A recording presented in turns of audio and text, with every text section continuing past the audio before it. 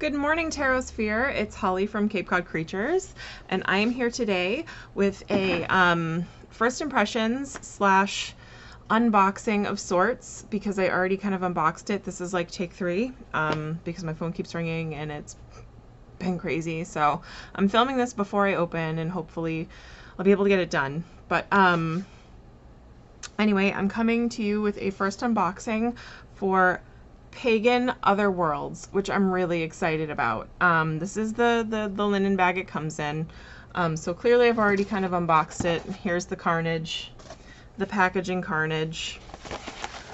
But that's okay because I feel like it's given me a chance to flip through the deck a couple of times to kind of form some actual opinions, so that way I can tell you guys what we kind of think about the deck. So anyway, it comes in this beautiful screen printed linen bag. It's gorgeous, and it's really good screen printing actually. There's really not much wrong with it. And again, I think the company is pronounced Uusi.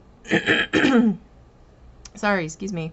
So anyway, it comes in this bag, and this is the tuck box it comes in, and it's absolutely gorgeous. It's a wonderful quality box. And it comes with this really cool seal at the top. I chose, come on, focus camera. You can do it. So it comes with this really cool seal at the top. It says Pagan Otherworlds, first edition, published by Uusi, The Future Enters You. And it's got like the cool little stags right there. And the box is embossed and gold foiled, which is really cool. And it's got like a very rich vintage feeling. Like I would expect to find this in like a Newport mansion somewhere. I don't know, it just feels like money. And then to save the seal for collecting, because I collect decks, so I like to keep them in as pristine a condition as possible, I opened and extracted the deck out of the bottom. And it's really hard to see, but there's actually a seal printed on the, like when you get your deck open from the bottom, but when you look in, there's a maker's mark on the top flap. So I opened the deck from the bottom, and the one thing I was a little sad about was that my box had some chipping, but the inside of the box is finished, and I think that that's really cool. Usually the inside of a tuck box you're just going to see as plain old white, and like that's it. They leave it alone. They don't do anything with it. I love how they finish the inside of the box. So the deck itself is on a luxurious cardstock. So this is the deck. As you can see, the back mimics, it's not gold foil though, so don't get too excited. The back mimics the box.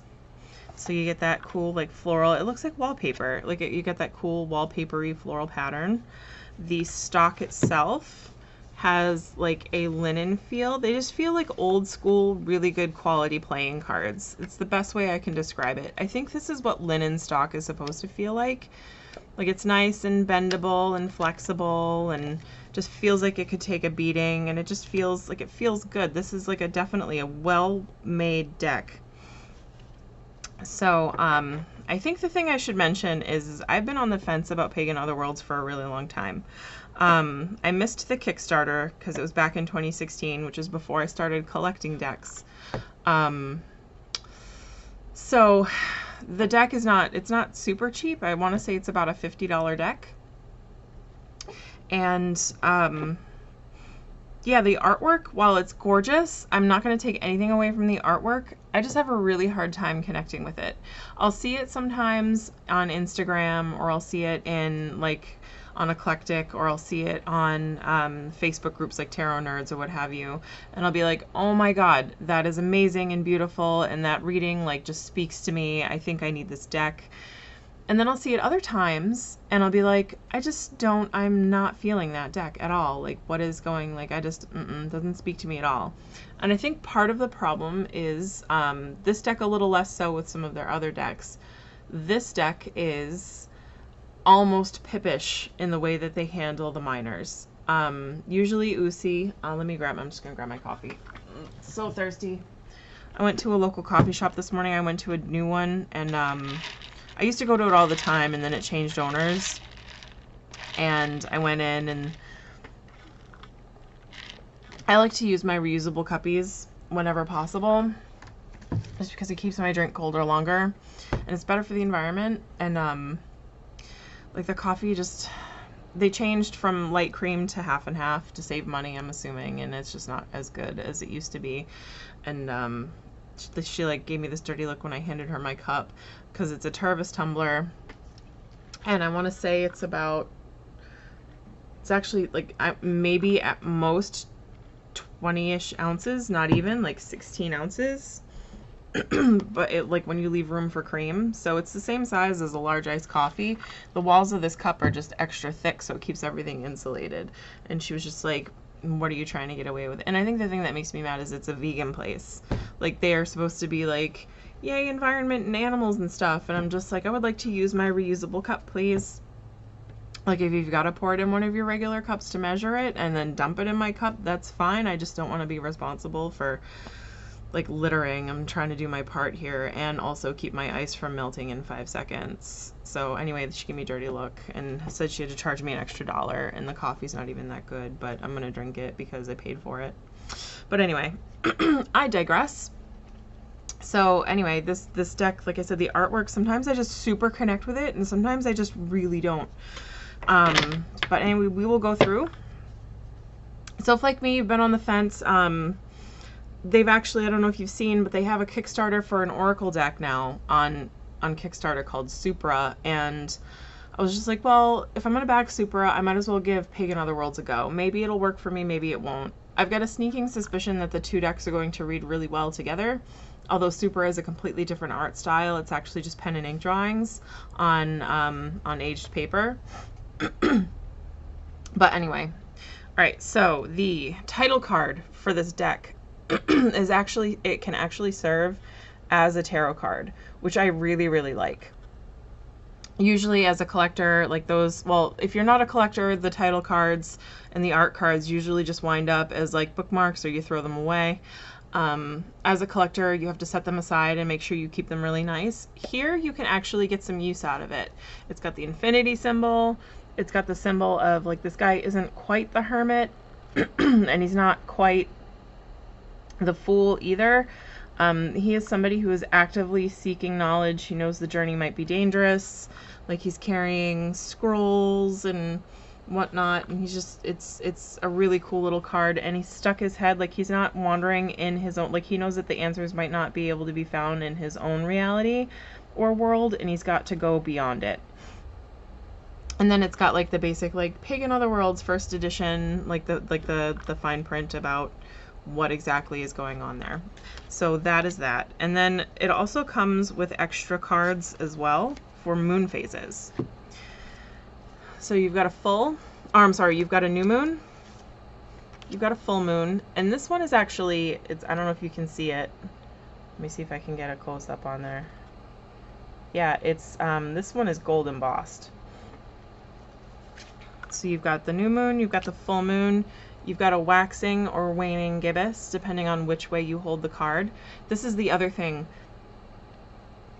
For the amount of money you spend on this deck, if you're going to include these cards, Uusi, not everybody reads reversals, so if you're going to do lunar phased cards, it would be amazing if you did both. I think I've got this one, I don't know, I think I have them upside down. I don't know, maybe.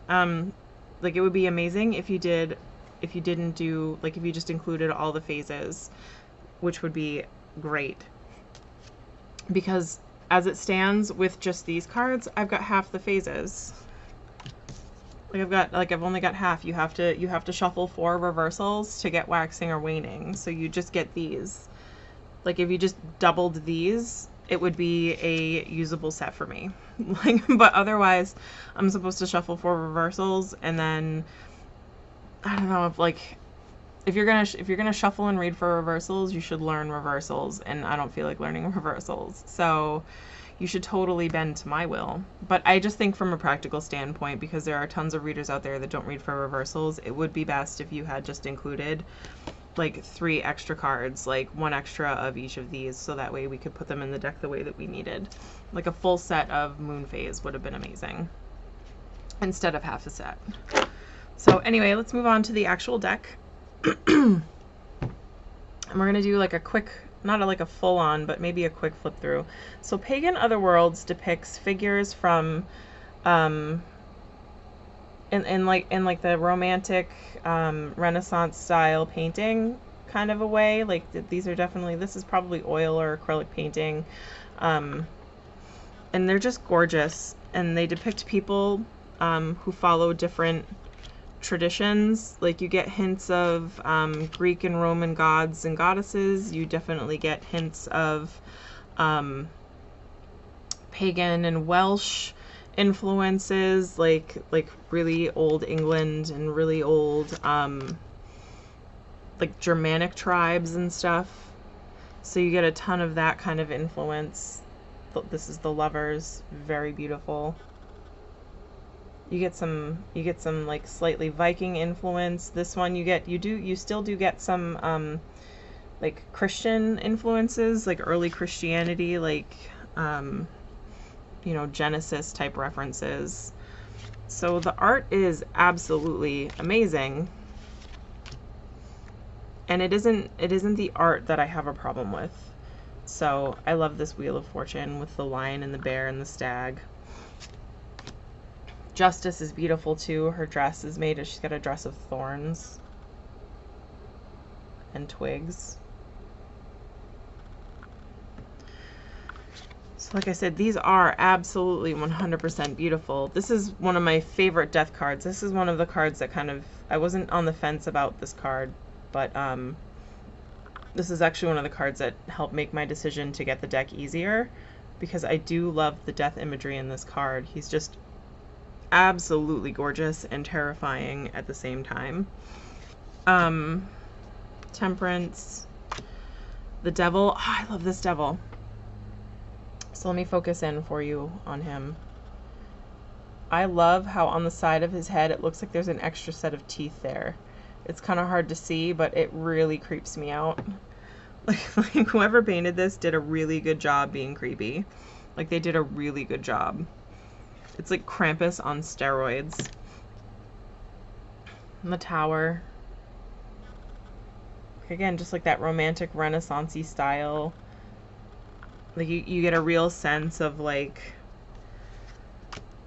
Christians fighting the Germanic tribes. This is the Moon card. We're missing the lobster, but otherwise the basic imagery for this remains the same.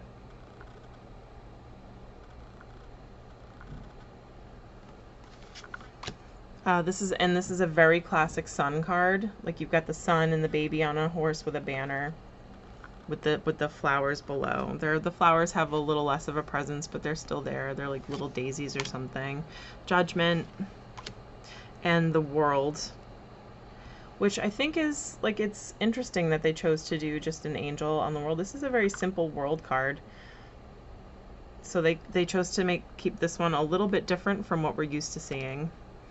So now we're going to go into the minors, and this is where I have some issue with the art, because like I said, some of these are really pippish, and then other are really very they hint strongly at their Rider-Waite origin, and then some just don't. So anyway, you've got the Ace of Cups. So the aces, you've got two aces where you have the thing in the hand, and then you've got two aces where you don't have the hand at all. So the Ace of Pentacles would be one of the ones where you don't see the hand. The Two of Pentacles, you still have like the ocean on the bottom and the infinity sign to help indicate like maybe some wishy-washy, like coming and going, like balancing and stuff. Oh, sorry, I'm just going to hold them back here because my camera won't focus. So you still have the pentacle, like the infinity sign on the, so, but you don't get the guy like kind of doing the juggling and the balancing. But you still have the ocean on the bottom. The Three of Pentacles, where you've got like some sort of stone something that looks made, but this doesn't speak to me of a expert, master, teamwork, apprentice type thing. So this is like really weird. And then you've got the Four. What's going on with the Four?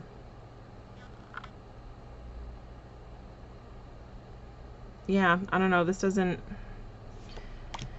the Five of Pentacles, you've got like the winter in the tree with no branches. I guess that's kind of maybe like the Five of Pentacles. You've got the 6, the 7. The 7 is one I touched on in one of my earlier videos. So the 7 of Pentacles, traditionally, I'm so thirsty. Traditionally, the 7 of Pentacles is about enjoying the, like, it's time to harvest the fruits of your labor. So it's both a celebratory card, but I don't know if you think back to the figure in the 7 of Pentacles on a traditional rider deck. It's a dude and he's leaning on his hoe and he's looking at all like the stuff that's ready to be harvested. So like he's already worked real hard. There's more work to come. And it almost looks like he's unsure if he wants to like continue with the work or if he's even still happy with the work. Like he just looks like he needs a nap. He needs a rest. And he needs to decide whether or not that is like, sure, you're good at this thing, but like, is this the thing you want to keep doing forever? Because it's time to like harvest the fruits of that. And while you do have like the rolls, like the bales of hay on the bottom of the card, I don't get a sense of somebody who might be weary with the thing that they're doing career-wise here.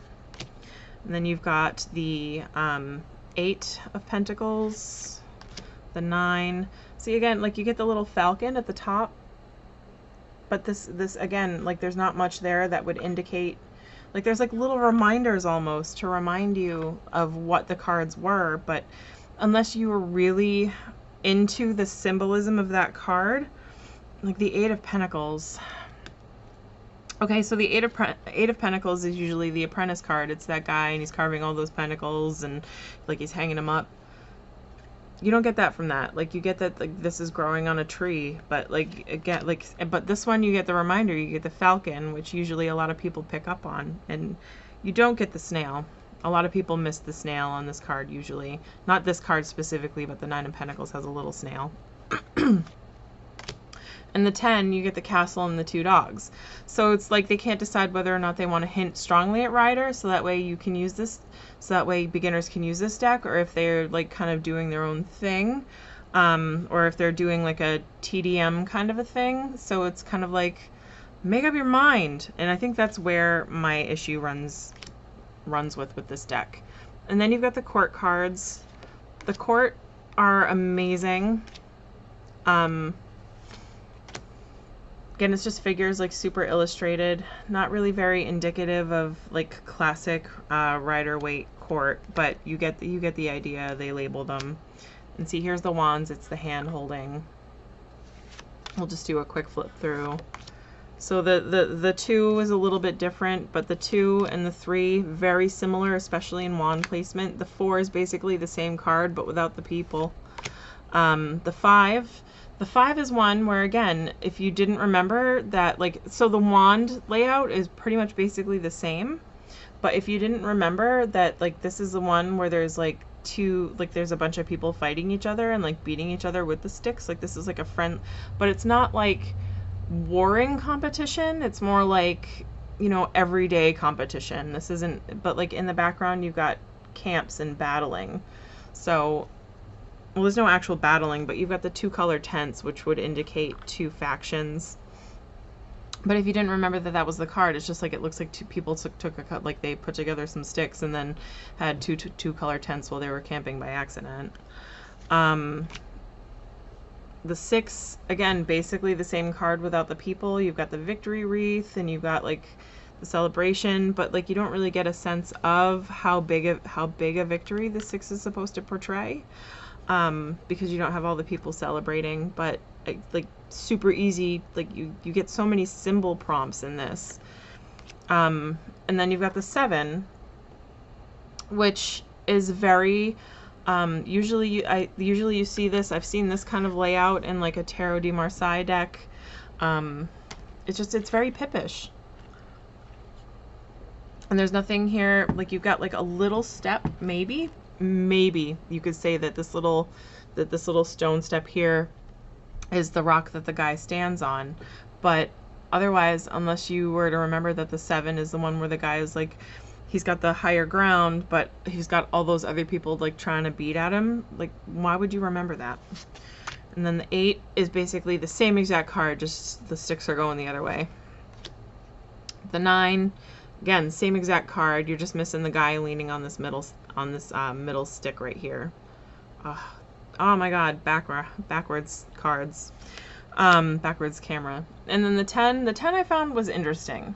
So this is the same shape of the bundle that the guy is carrying, but instead of the guy having to be burdened while he's bringing his stuff to market or whatnot, it's like you're almost there, but you're kind of carrying a heavy burden and you can't put down your load yet.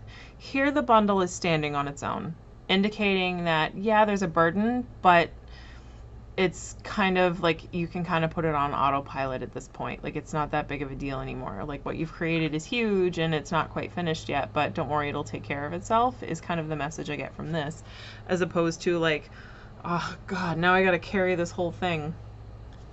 So that's a little bit off from the original message of the wands. And again, the quartz are beautifully illustrated.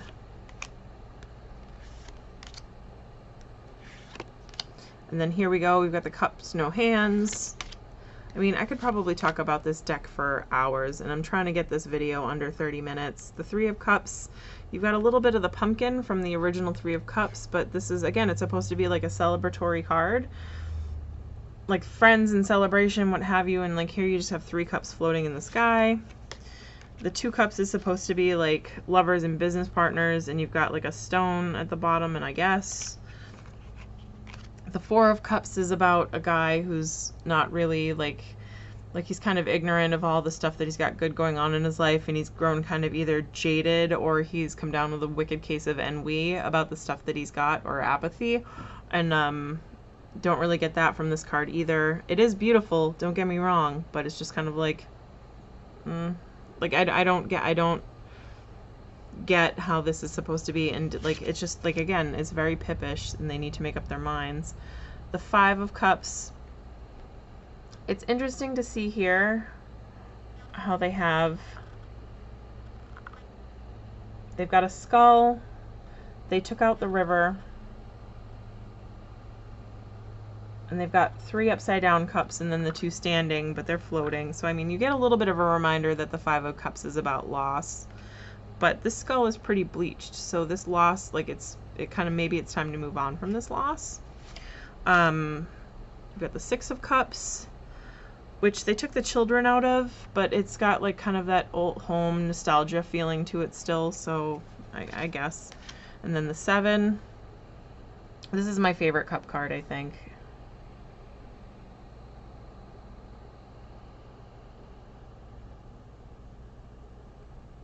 Sorry, I'm trying to get it to focus for you and it just won't. There we go. So you still have some of like the major themes, and you have them pouring into the cups. So it's almost like you can pick a cup, but you just still don't know what's going to go into that cup. So it's not like you've got all your choices ahead of you and like some deception or some like shell game going on. It's just like it really is a lottery and a crapshoot with whatever cup you're going to be picking. I mean, except for like there's only 2 cups that kind of indicate what's going in them, and the rest of these cups are like, choose wisely, I guess. Still don't, like, even if you choose, you still don't know what's going on. The 8 of Cups, you don't really have a sense of moving away here. You do have a setting moon, and the 9, the wish cups, like the kind of being happy. My tarot teacher always called this the fairy godmother card. Like, something amazing is going to be happening to you soon, because like, oh my God, like you kind of have your way. Like, you've got the guy and he's sitting in front of his cups and he's smug. Usually it's the card about like the thing that you want is happening. Like, don't worry about it. You kind of don't really get that from here. The 10 in this card I absolutely love. The 10 of Cups. You still get the 10 cups in an arc, which reminds you of the rainbow, and then you get the rainbow element from the maypole. The ribbons on the maypole are the rainbow colors, so that's kind of neat. And again, the quartz and the swords. Love this 3 of Swords. It's just classic 3 of Swords. through that heart, but for some reason, just the color, like the coloring and the art style on this card, I love this. The Five of Swords, you've got, see this is another card about empty victory and conflict. And I mean, I love that it's on a beach. I love the beach. But again, if you didn't really remember what this card was about, it'd be hard for you to kind of get there. The Six of Swords, about moving on. You've got the boat in the pose, but you can't really tell like what's going on in the boat. So another card that could have benefited from people. But again, you get the prompt. Like if you are familiar with Rider-Waite, you know what this card's about. The Seven of Cups, the Seven of Swords, which is like that guy like kind of being sneaky and getting away with something. And I don't really get that here. But yeah, and it's not even really kind of like in the same, like you got that guy like carrying the bundle of swords sneaking away from the camp being like but you don't really have that here. The Eight of Swords, which is about being trapped and moving on. Same configuration you always see those swords in, but you don't have a figure to remind you that this is like a self-made trap. The Nine of Swords. Interesting that they chose to do the swan on a leash.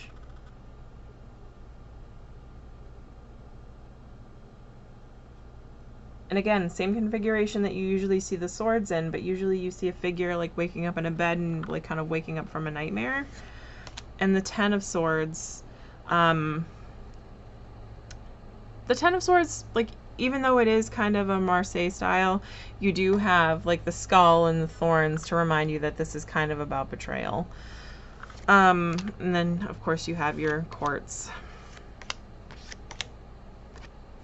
So anyway, those are the cards, and I could probably go on, like I said earlier, I could probably go on for hours about how different yet similar the cards are to Rider-Waite, which I think will behoove me when it comes to using this deck, because at this point I am now really familiar with Rider-Waite. But yeah, anyway, so this deck is a little bit large. It's a little larger than an average tarot deck. For example, here is Star Child, which I think is still kind of a larger, this is Star Child Borderless, which I still think is kind of a large style tarot. It's still a little bit larger than like your Llewellyns. So look how much bigger this is than Star Child, and then imagine how much bigger it would be from like a Llewellyn deck. So if you have smaller hands, this isn't going to be an easy one to shuffle. As far as being able to hold it. So you're gonna have to do like the hand over hand style that we all know that I hate, the long way. Or you can do like the big pile and like swivel them around. And then let's see. All right, so getting my fingers behind here is a little difficult even with my big hands, because you know how I love rifle shuffling. But good intermingling, and the bridging is awesome as long as you don't hold it up in the air to try and bridge. It does need to be broken in a little bit, but this deck feels like it's been, you know, it was made to shuffle, it was made to use, it was, oh, that was a good rifle. That was a good bridge. It was made, it's been, this deck is like made to be a workhorse. You know, it's like they say, you get what you pay for. With even with heavy use, this deck is going to be around for a long time. Like, you can just feel the quality. So, I mean, like, taking nothing away from the quality and the art style of this deck. Like I said, my main problem with it is the art style not always speaking to me in a sense of the term, in the sense of like a reading type of a term. So I tend to prefer more modern decks, it seems.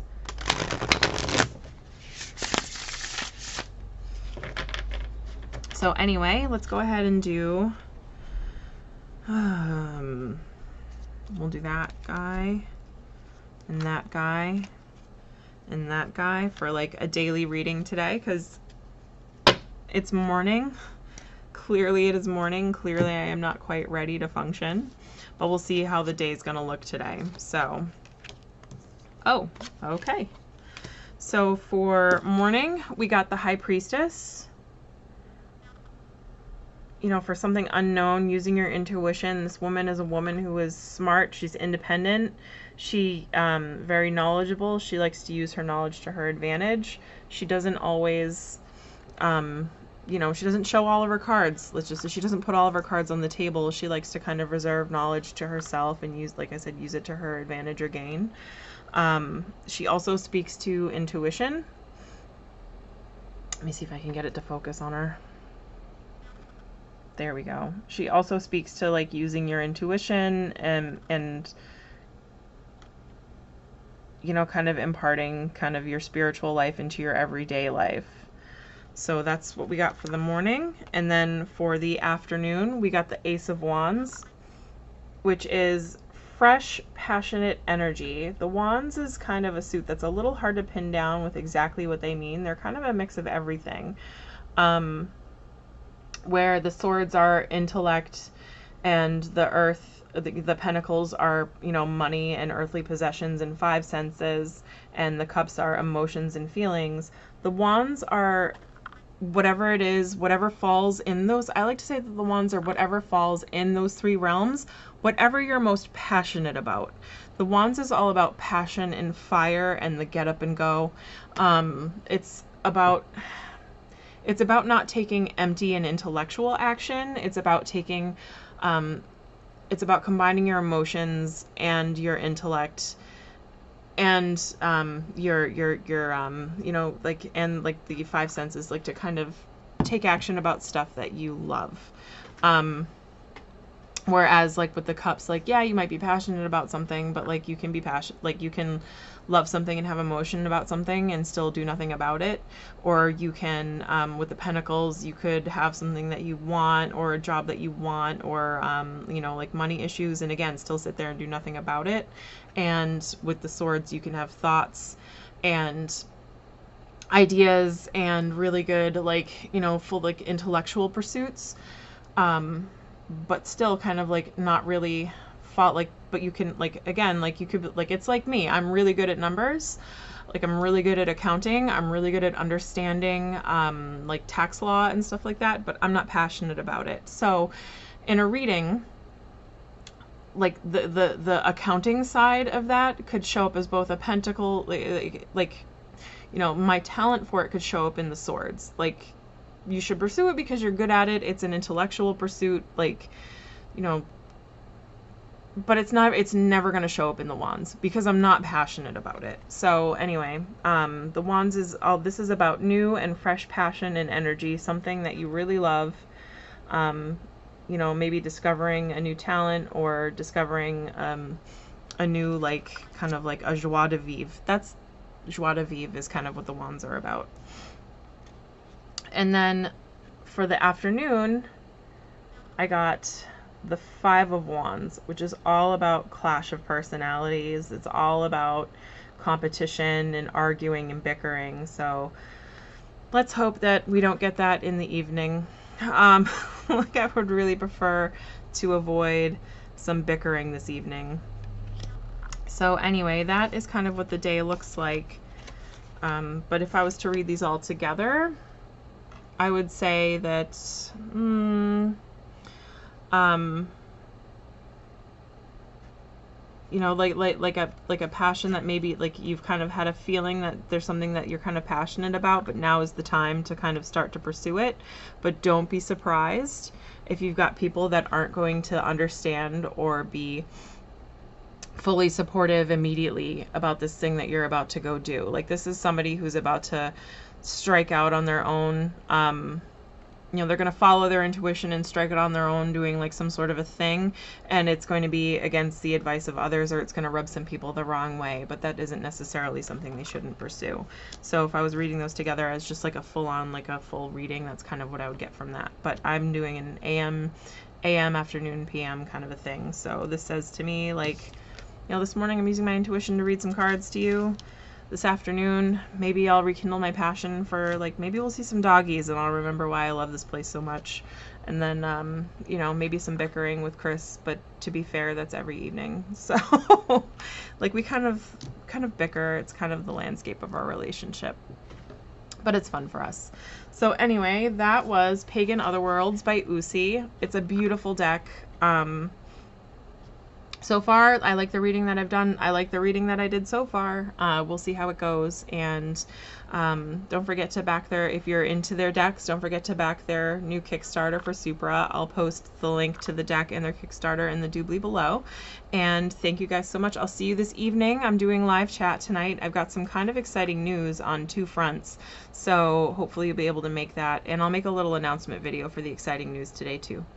Bye guys, thank you so much for watching and have a wonderful day, Tarosphere.